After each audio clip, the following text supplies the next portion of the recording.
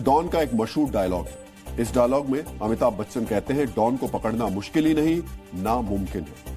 यही डायलॉग अब दुनिया में भारत की ब्रह्मोस मिसाइल के लिए बोला जा रहा है, क्योंकि ऑपरेशन सिंदूर के बाद दुनिया भर के एयर डिफेंस सिस्टम, यहां तक कि चीन भी मानने लगा है कि ब्रह्मोस को पकड़ना मुश्किल ही नहीं, नामुमकिन है। चीन के सामरिक जानकारों ने ब्रह्मोस को लेकर अहम टिप्पणियां की। मेड इन इंडिया ब्रह्मोस को लेकर चीन में क्या चर्चा चल रही है, इसके बारे में जानकर आपको खुशी होगी, देख करके अच्छा लगेगा। बोल न्यूज सलमान अमान से। सलमान बताइएगा कितनी बड़ी ये और अहम पेशरफ है ये बहुत बड़ी पेशरफ है, जैसे कि आपने भी बताया कि पाकिस्तान ये दोनों सिस्टम जो है वो हासिल करने जा रहा है। और इससे पहले यकीनी तौर पर पाकिस्तान एयरफोर्स के अंदर चीन से 5th जनरेशन J-35 जो कि स्टेल्थ तैयारे हैं, पाकिस्तान साउथ एशिया में मुस्लिम वर्ल्ड के अंदर स्टेल्थ तैयारे अपनी फिजाइया के अंदर बाज़ाब्ता तौर पर इंडक्ट करने वाला पहला मुल्क बनने जा रहा है। और उसके साथ साथ दुनिया भी तो एक तरह से अपना जो टिल्ट है, झुकाव है, वो भारत की तरफ ही रखती है। चीन के एक्सपर्ट्स ने कुछ रिपोर्ट शेयर की है, जिसमें उन्होंने कबूला है कि चीन के HQ-9 और HQ-16 एयर डिफेंस सिस्टम से ब्रह्मोस को लॉक या फिर तबाह नहीं किया जा सकता। चीन के एक्सपर्ट्स ने माना कि ब्रह्मोस काफी कम ऊंचाई पर उड़ सकती है, जिसकी वजह से उसके आगे जो रडार है वो नाकाम हो जाते हैं। साथ ही ब्रह्मोस की स्पीड की वजह से भी किसी जमीनी मिसाइल से उसे मार गिराना मुश्किल हो जाता है। लेकिन इसकी बड़े सारे सवाल इससे उठे हैं दोस्तों। महज ये एक फनी तजवीज नहीं, बल्कि पाकिस्तान के सियासी और मुआशी निजाम की कमजोरियों की निशानदेही है। ये सवाल बड़ा अहम है कि आया ये दबाव पाकिस्तान के लिए एक मौका है या फिर महज कर्जा लेने के लिए एक शर्त है।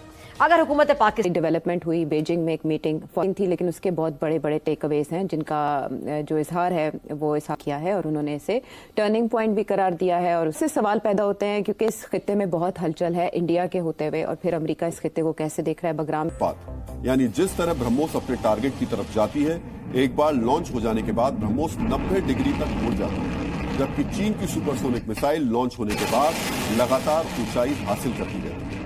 ब्रह्मोस बहुत कम ऊंचाई पर उड़ती है, जिसकी वजह से किसी भी रडार के लिए ब्रह्मोस के फ्लाइट पाथ यानी उड़ान को पकड़ना मुश्किल हो जाता है। जबकि चीन की सुपरसोनिक मिसाइल ऊंची उड़ती है तो रडार के जरिए आसानी से उसकी लोकेशन का पता लगाया जा सकता है।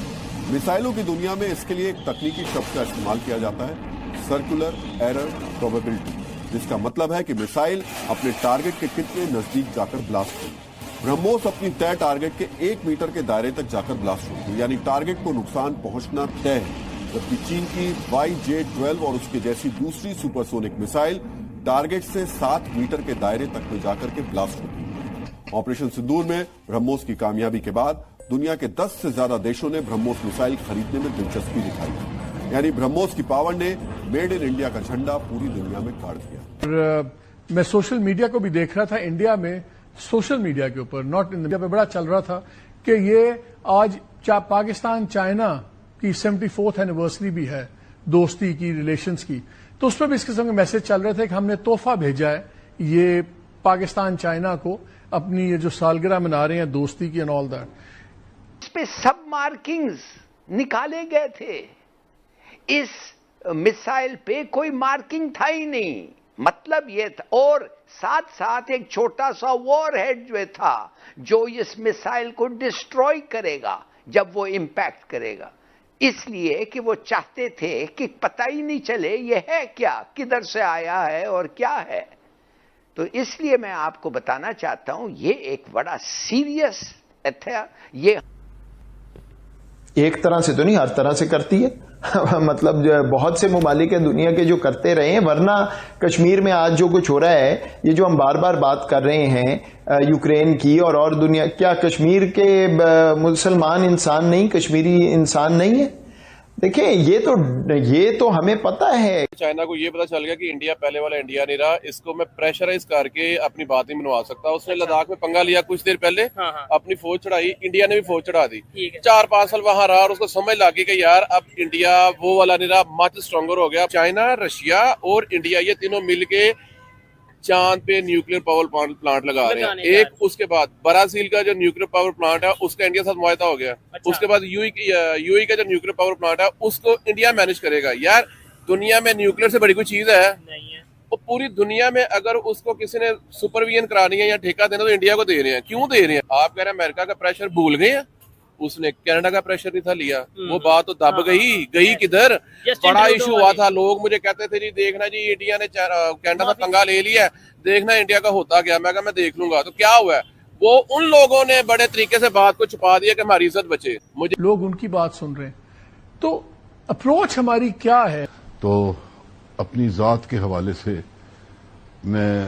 मुझे लगता है कि ये मेरे दिल पे वार लगा है और यकीनन पूरे पाकिस्तानी ये फील कर रहे होंगे। अब मालिक साहब आपने जो बात की है उसमें पूरा ही कट्ठा चट्ठा खोल के आपने रख दिया है। जो पाकिस्तान के जो DGISPR हैं उन्होंने ये बात की, उन्होंने कहा जी 9 तारीख को 6:45 बजे 6:43 पे ये ऑब्जेक्ट पाकिस्तान में आई और पाकिस्तान का जो एयर डिफेंस ऑपरेशन सेंटर है जो पाकिस्तान एयरफोर्स रन कर रहा है उसको उन्होंने इसको मॉनिटर किया। लेकिन इसकी बड़े सारे सवाल इससे उठे हैं दोस्तों। मिसाल के तौर पे अगर आप वो देखें कि वो कहा जाता है जी कि जो इंडियन प्रोजेक्टाइल की जो प्रोफाइल थी वो पाकिस्तान के बॉर्डर से तकरीबन 104 किलोमीटर के अंदर इंडियन बॉर्डर से ये चीज एक इनिशियल पिकअप होती है। दिस इज व्हाट हमारा जो इंडियन हमारे जो एयर डिफेंस सिस्टम ने पिक की है।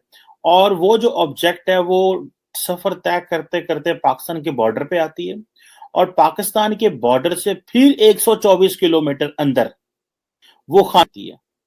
अच्छा, यहाँ पे बड़े सवाल उठते, मैंने अपने ट्विटर हैंडल पे भी मैंने सवाल उठाए और उसमें से जो मेरे लिए इंपॉर्टेंट क्वेश्चन था वो ये था, इमरान खान साहब तो ये कहते थे कि अगर पाकिस्तान में कोई ड्रोन आएगा तो हम उसको मार गिराएंगे, अमेरिका का ड्रोन आएगा, किसी और मुल्क का ड्रोन आएगा तो हम ये नहीं है कि हम उसको जवाब नहीं देंगे, हम बड़ा सख्त जवाब देंगे, हम उसको उड़ा के रख देंगे।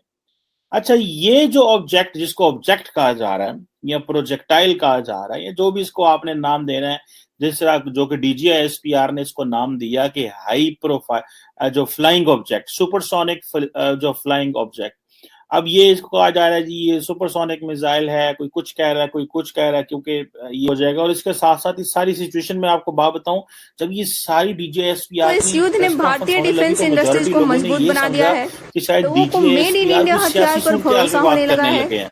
द रीजन बिहाइंड इज के इसको कवर करने की इसी के साथ वीडियो अच्छी लगती है वीडियो को लाइक और शेयर कीजिए, चैनल को भी सब्सक्राइब कीजिए। अगवा ना किया जाए, बड़ा गंद सा मचा हुआ है इस सारी सिचुएशन में। जब ये बातें हुई और उससे पहले थोड़ी देर पहले ही पाकिस्तान के जो इंफॉर्मेशन मिनिस्टर साहब हैं फवाद चौधरी साहब, उन्होंने ये कहा जी कि जो हमारी फौज है उसको हुकूमत की मदद को आना चाहिए।